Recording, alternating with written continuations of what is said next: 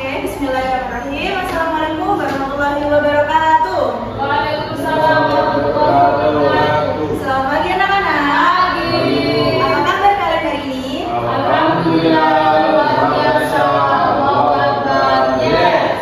Apakah anak-anak sudah sarapan? Sudah dong. Apa sudah berpamitan kepada kedua orang tua? Sudah. Nah, sekarang Ibu ingin mengecek kehadiran kalian di tengok depan, belakang, kanan, kirinya. Ada yang tidak masuk? Ilham, kenapa nggak masuk? Bolos. Bolos, nggak boleh bolos ya di sini. Oke, sebelum memulai pembelajaran, marilah kita berdoa sesuai agama dan kepercayaan masing-masing. Siapa ketua kelasnya? Mas Adit. Mas Adit, bisa dipimpin berdoa.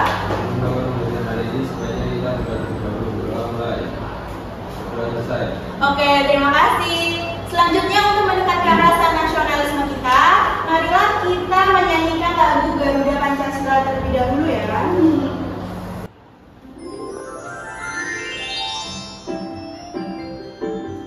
Garuda Pancasila.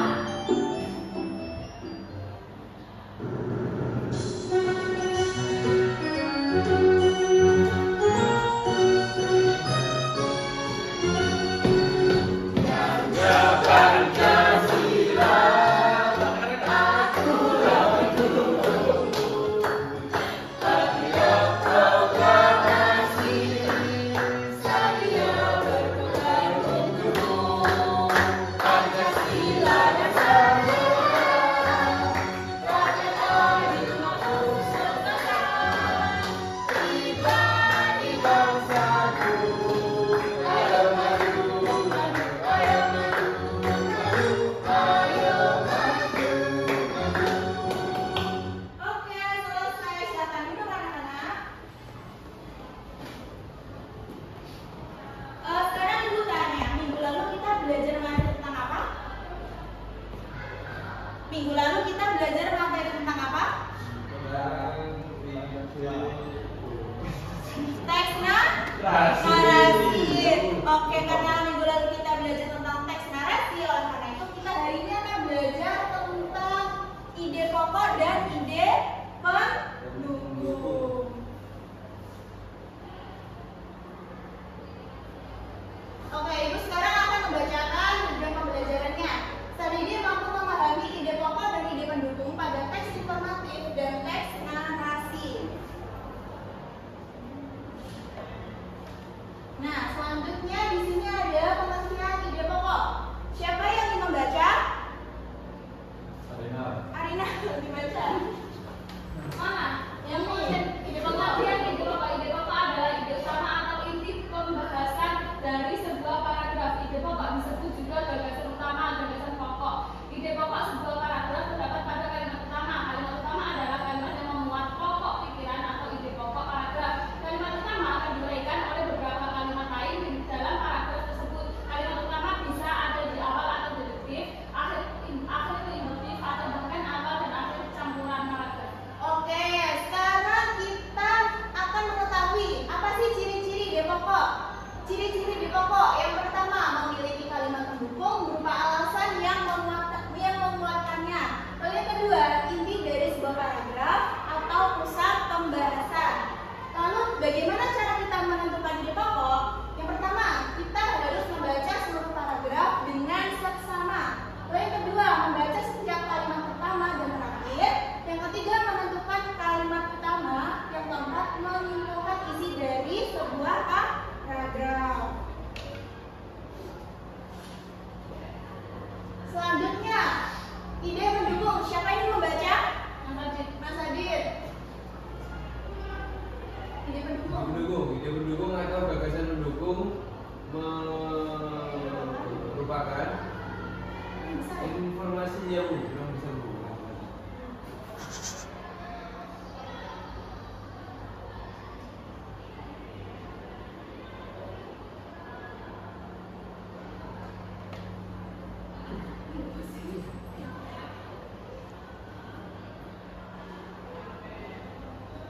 ide pendukung atau gagasan pendukung merupakan informasi tambahan yang mendukung penjelasan ide pokok yang berisi contoh, bukti, atau rincian khusus. Ide pendukung berfungsi menguraikan menguraikan, menjelaskan, dan merinci kalimat utama. Oke, bagus sekali. Nah, karena kita sudah mengetahui pengertian ide pendukung, lalu kita akan mengetahui apa sih ciri-ciri ide pendukung. Yang pertama, terdapat dalam satu paragraf yang terdiri lebih dari satu kalimat. Yang kedua, kalimat ide pendukung berupa contoh, data, kronologi, kejadian, atau uraian. Yang ketiga, bersifat rinci dan khusus sehingga tidak dapat mencerminkan isi keseluruhan paragraf. Nah, di sini Ibu ada sebuah komik yang berjudul apa? Judulnya apa? Petualangan Toby dan Lilia di Dunia Cerita. Ayo, siapa yang ingin membaca? Siapa yang ingin berperan sebagai Lilia? Mas Hanes. Hanes, siapa yang ingin berperan sebagai Toby? Mas Lumis. Siapa? Mas Husni, oke. Mas Hanes berperan sebagai Lilia. Coba dibaca. Tobi, aku suka sekali membaca cerita, tapi kadang bingung apa sih inti utama dari cerita itu. Tenang Lilia, yuk kita masuk ke dunia cerita. Aku akan mengajarkan cara menentukan ide pokok dan ide pengembang. Nah, ayo kita ikuti petualangan Lilia dan Toby untuk belajar cara menentukan ide pokok dan ide pengembang. Ayo, siapa di sini? Lilia? Karinal. Lilia tadi siapa? Ayo. Ini Mas Husni. Mas Husni. Oh, berarti intinya dari sebuah cerita ya. Toby. Ide pokok adalah inti dari sebuah paragraf atau cerita. Biasanya ada di awal, tengah, atau akhir paragraf. Oke, benar sekali. Yuk kita cari ide pokok di sini.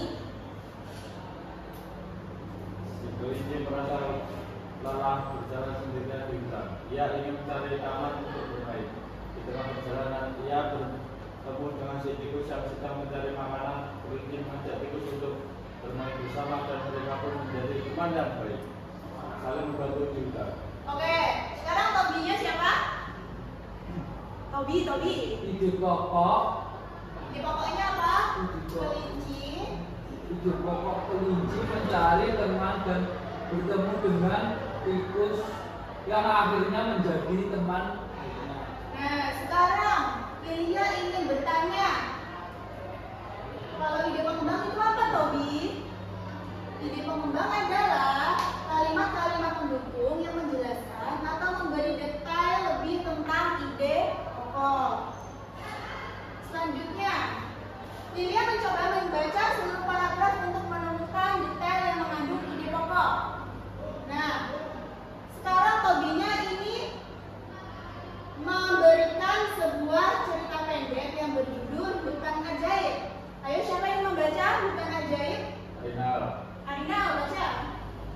Hutan ajaib adalah tempat yang indah, pohon-pohon besar membagikan udara segar, bunga-bunga warna-warni tumbuh di mana-mana dan juga banyak binatang lucu tinggal di sana. Oke, selanjutnya.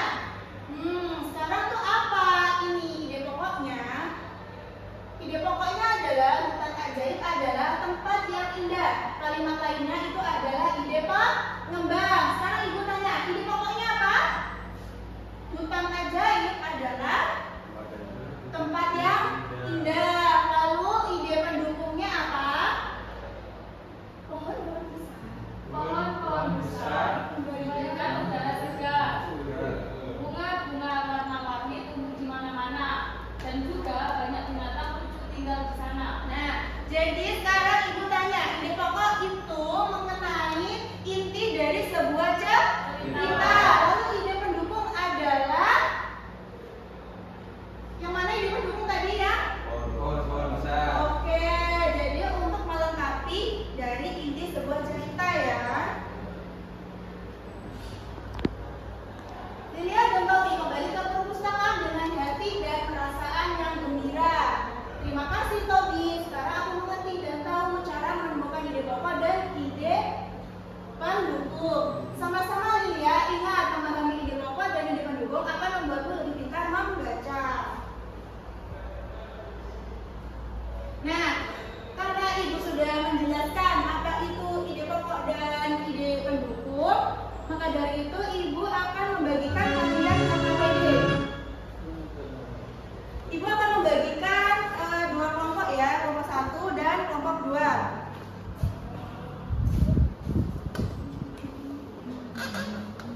Sebelumnya Ibu akan memberikan kalian sebuah komik. Nah, di sini kalian akan melengkapi, kalian akan mengisi, kalian akan mencari apa sih inti dari komik yang sudah kalian baca.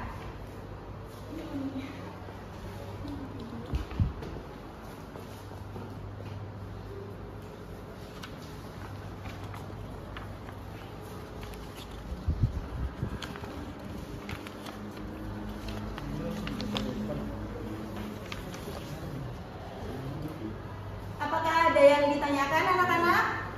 Sudah. Tidak. Tidak ada, Bu. Apakah kalian sudah membawa alat pensil pewarna penghapus? Sudah. Sudah. Nah, sekarang coba kalian gambar apa isi dari materi dari komik yang telah kalian baca, lalu tuliskan ide pokok dan ide pendukungnya. Gambar. Ayo coba menggambar. Sudah. Ini. Apakah ada kesulitan, Cusni? Sudah selesai. Sudah. Oke, karena kalian sudah selesai, siapa yang ingin mempresentasikan? Adis. Adit.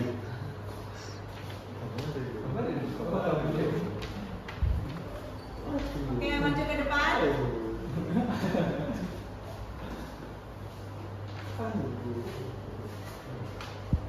Gambarnya bagus ya, bagus nggak anak-anak? Bagus banget. Tergambar ya, Adit Adit. tulisannya. Nah, karena Adit sudah menggambar inti dari komik yang sudah dibaca, sekarang Adit akan menyebutkan ide pokok dan ide pendukung, akan menyimpulkan isi dari komik yang telah Adit baca. Ayo. Di sini ide pokok ceritanya itu jika kita memiliki kebiasaan yang malas dan tidak baik, dapat menyebabkan kehancuran di masa depan yang tentunya juga merugikan diri sendiri dan orang lain. Sudah? Ya. Sudah, oke, di fokus untuk Adit. Duduk. Nah, sekarang untuk mengukur tingkat kepahaman kalian, Ibu akan memberikan kalian soal evaluasi, dan soal evaluasi ini akan dikerjakan secara mandiri dan tidak boleh mencontek.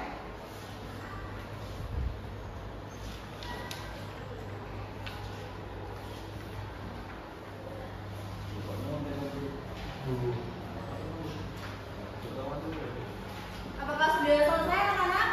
Sudah. Bisa dikumpulkan?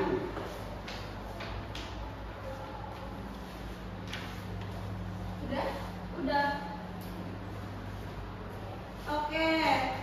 Setelah ini Ibu akan mengoreksi hasil evaluasi kalian, dan jika ada nilai di bawah KKM, Ibu akan memberikan soal yang ideal, dan jika ada yang di atas KKM, Ibu akan memberikan soal pengayaan.